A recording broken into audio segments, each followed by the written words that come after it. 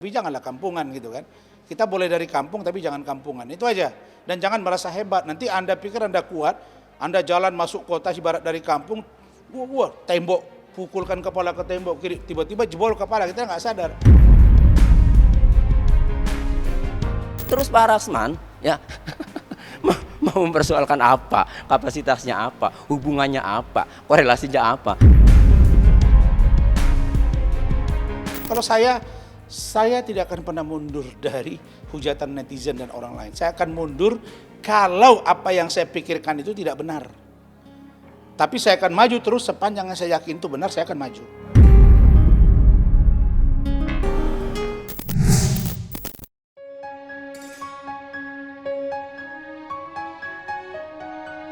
Polemik penanganan kasus Peggy Setiawan memang memancing perdebatan sengit di masyarakat. Ada yang pro, ada pula yang kontra, dan mempertanyakan apa alasan Hakim Tunggal Eman Sulaiman sangat yakin bahwa Peggy adalah korban salah tangkap.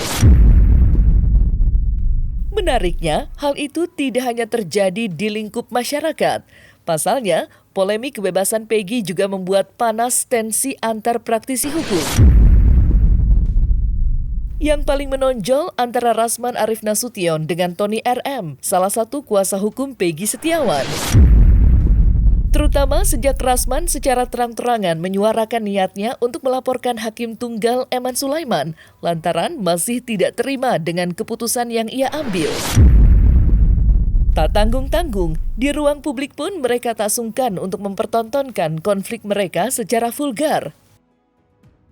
Lantas, apa yang membuat Rasman begitu terpancing emosi melihat sosok Tony RM? Benarkah ia mempertanyakan peran Tony dalam satuan tim kuasa hukum Peggy Setiawan? Peggy Lespero Anda ini, baca kalau sama ngotot saya, Anda ini. Kok ngotot? Peggy Lespero. Itu kan Anda kan? Kita baca. Coba Anda baca. Baca biar di. Saya sudah baca semua, tidak perlu. Peggy Lespero. Bukan Peggy Saya Setiawan. udah baca. Anda mempersoalkan Peggy Lesperong, kenapa nggak ada persoalkan Peggy alias Romi? Kenapa nggak ada persoalkan Ini alias proses Romi? hukum. Saya tanya, ketika Peggy pindah ke Bandung namanya Romi, kenapa nggak tanya? Kata siapa? Kata siapa? Iya, karena saya melihat banyak yang tidak benar dalam putusan itu. Dan cara-cara yang dilakukan para pengacara ini menurut saya banyak juga yang keterlaluan. Karena terlalu banyak pengacara, banyak yang disampaikan, bahkan bertentangan. Ada yang bilang seperindik dibuat 2014, ada yang bilang 2016. Dia bukan seperti Tony ya. Dia bukan pengacara yang ikut dalam pra peradilan, tapi dia bicara katanya sebagai juru bicara. Padahal dua orang pengacara itu mengatakan pada saya, itu nggak benar. Saya sebut aja sekarang, Bang Niko Kili-Kili, Saudara Insang Nasruddin itu mengatakan kepada saya bahwa Saudara Tony RM itu tidak ikut-ikutan itu. Dan tidak benar dia ditunjuk untuk juru bicara, itu nggak ada.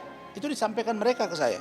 Ya, Bang Rasman mau melaporkan apa? Kalau kemarin di Rakyat Bersuara katanya mau melaporkan ke Komisi Yudisial. Nah, kalau melaporkan ke Komisi Yudisial ini kewenangannya itu hanya memeriksa kode etik ya, terkait kode etik, memeriksa perilaku hakim dalam bersidang. Nah, sementara faktanya saat bersidang sebelum putusan itu Pak Hakim Pak Eman Sulaiman itu meminta testimoni setelah diketok tutup untuk putusan hari Senin. Lalu Pak Hakim Sulaiman meminta pendapat testimoni dari kedua pihak, baik pemohon maupun termohon. Ya, silakan ini sampaikan bagaimana selama kami memimpin sidang, kata Pak Eman.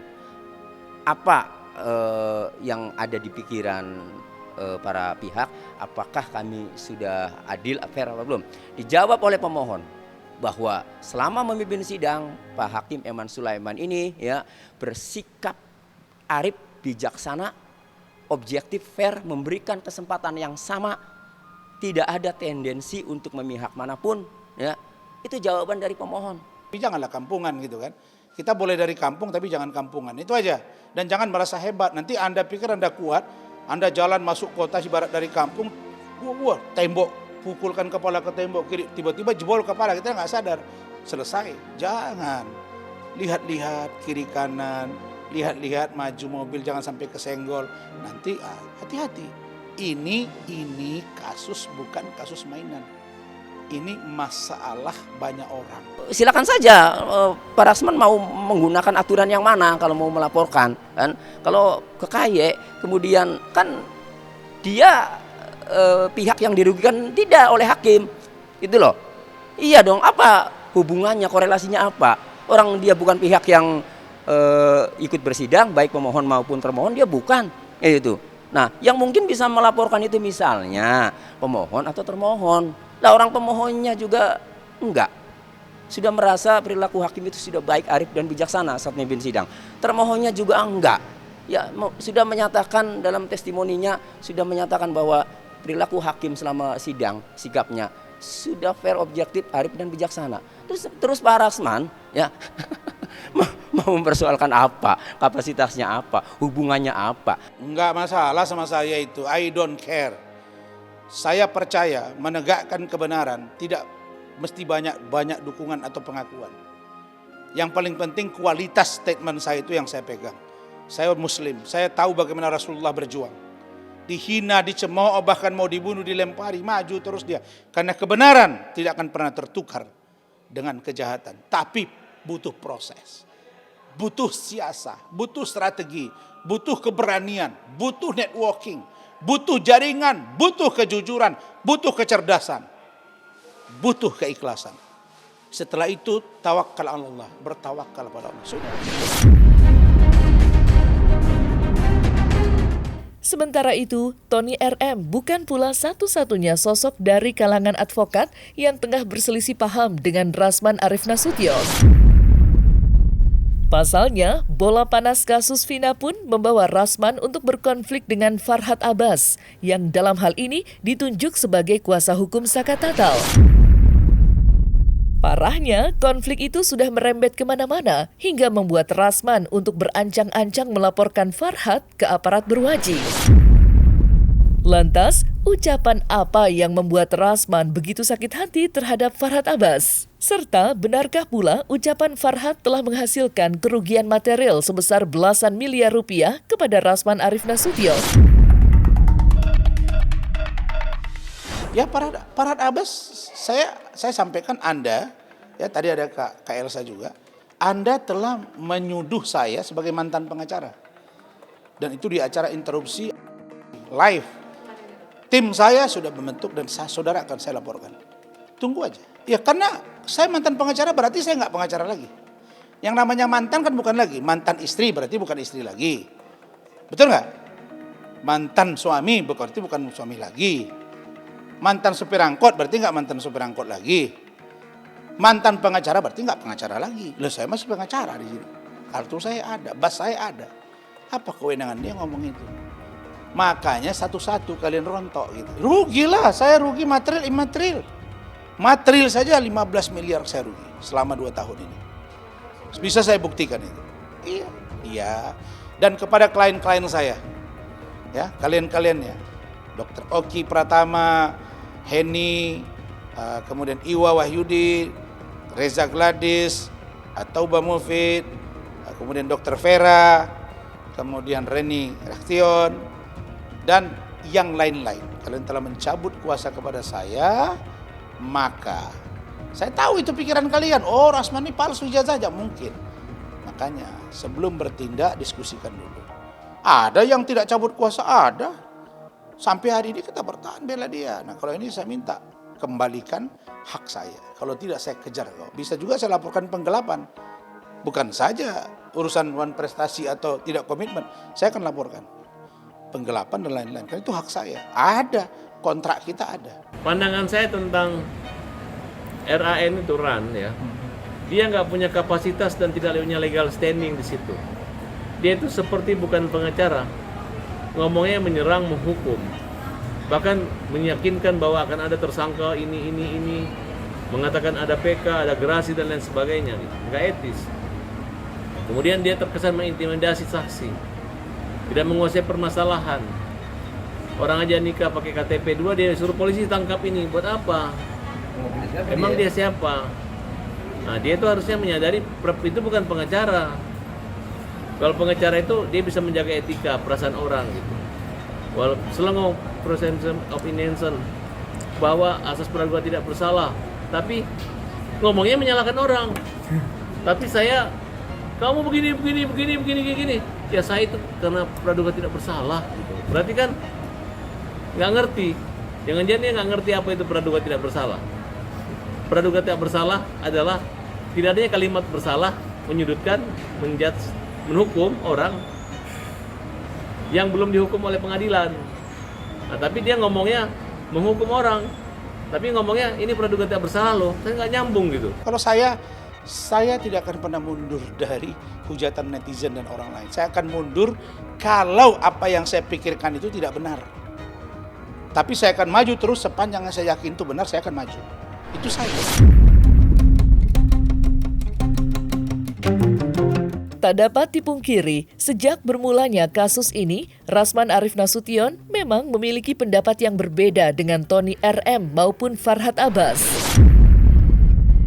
Di mana selaku kuasa hukum pihak yang mengaku sebagai korban salah tangkap, Tony RM dan Farhad Abbas terus menyuarakan kecurigaan dan pertanyaan mereka soal apa yang sebenarnya terjadi di balik tewasnya dua sejoli Vina dan Eki. Sedangkan Rasman Arif Nasution nampak konsisten mempertahankan argumen dan dukungannya terhadap aparat penegak hukum. Buktinya, meski Peggy sudah bebas, Rasman masih terus mempertanyakan ketidakbersalahannya. Namun miris, Rasman justru panen hujatan netizen karena hal itu. Beragam caci maki hingga tudingan miring pun silih berganti menghujamnya. Sampai-sampai ia mengaku sempat mendapatkan teror dari pihak tak bertanggung jawab. Lantas, seperti apa teror yang dirasakan Rasman Arif Nasution? Terkait dengan kasus almarhumah Vina dan Eki, sekaligus saya yang disampaikan oleh banyak orang, dituduh oleh para netizen, termasuk Kak Elsa atau Bu Elsa ini, bahwa kami ini dianggap antek-anteknya polisi, kira-kira gitu Kak ya. Sehingga kita dibully, bahkan saya sebelum Kakak nyampe di kantor saya tadi, itu masih ada teror masuk ke saya. Masih Kak. Dan itu tidak masalah bagi saya, karena menurut saya ini demokrasi sepanjang tidak keterlaluan. Sejak diputuskan pada hari Senin kemarin, siang selesai, malamnya sekitar jam 10 dibebaskan Peggy-nya, lalu kemudian Selasa itu ada acara di kediaman beliau, di sana disambut oleh masyarakat. Dan hari ini Peggy Setiawan tuh roadshow kemana-mana. Pergi ke TV A, TV B, TV C. Nah, ini pertanyaan besar bagi saya. Ada apa? Baru kali ini saya lihat ada putusan pra-peradilan dan orang yang menang itu roadshow kemana-mana. Kalau memang ini pure untuk kepentingan pribadi seorang Peggy Setiawan, cukuplah sampai di situ Kak. Ini menghadiri beberapa TV, wawancara TV. Salahkah itu? Tidak.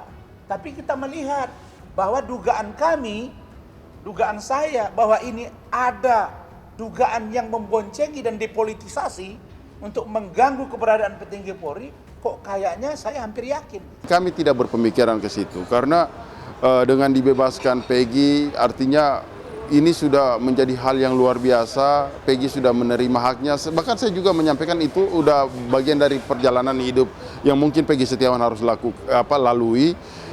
Udah nggak usah kita perpanjang-panjang lagi persoalan ini. Kita tutup buku, semuanya clear, semuanya tuntas. Kalau orang bertato sampai beberapa biji tatonya, menurut saya itu ada yang menurut saya ya, pikiran saya ini kok bagi saya itu kurang baik.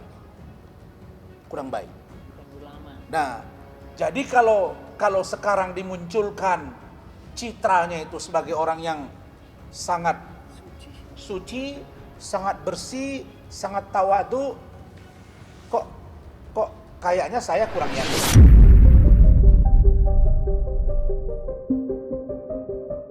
Di lain sisi, aksi Rasman Arif Nasution yang membela aparat penegak keadilan dengan begitu menggebu-gebu nyatanya memancing pula reaksi dari praktisi hukum kondang Alvin Lim. Kala ditemui secara langsung, Alvin Lim bahkan tidak sungkan mempertanyakan maksud dan tujuan Rasman dalam melakukan serangkaian aksinya membela polisi di depan halayak umum. Bukan tanpa sebab, aksi ngotot itu memang membuat Alvin bertanya-tanya. Dan menurut Alvin, Rasman tidak sedikit pun menunjukkan kecurigaan apa-apa terhadap kejanggalan yang terjadi selama kasus ini berlangsung. Lantas, seperti apa Rasman menanggapi hal itu? Dan benarkah pula Alvin Lim menilai Rasman seolah tutup mata dari kemungkinan adanya oknum nakal yang berkeliaran dalam kasus Vina? Kita lihat Rasman itu tiap kali selalu belain polisi. Polisi kasar yang ngomong mau bunuh orang di depan mata dia juga dia bilang, oh itu benar, itu menjalankan tugas. Ya, jadi secara mau babi buta dia bela polisi. Kemarin kita lihat Peggy dilepasin, dia bilang saya akan menggugat hakim MA di situ. Hakim itu mau laporkan ke Bawas MA, mau laporkan ke Komisi Yudisial, ya kan. Jadi sesuatu yang benar, hakim yang sudah melakukan sesuatu yang benar, karena Polri-nya kalah, dia malu, dia pakai si Rasman ini untuk menutupi rasa malunya. Saya emang ngelihat cuma ketawa doang. Percuma lu jalanin semua di situ kalau eksekutifnya yaitu kepolisian tidak mau menjalankan dengan benar. Saya nggak ngerti mau cari panggung atau apa, ya kan? Karena kalau saya melihat ini hanya sekedar cari, karena sebagian besar orang setuju. Mau dibilang orang saya gendut, mau bilang orang saya pasang badan untuk Polri, I don't care. Karena prinsip saya jelas, saya tegak di atas kaki saya dan saya berkeyakinan dengan pemahaman hukum saya. Tidak boleh satu orang pun mengintervensi intelektualitas saya.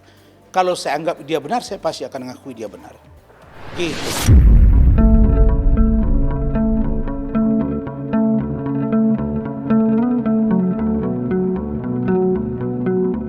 Nah, selesai sudah Cumi Lovers, saksikan terus Cumi Camp In-Depth, kabar lengkap, mendalam, dan akurat dari narasumber terpercaya.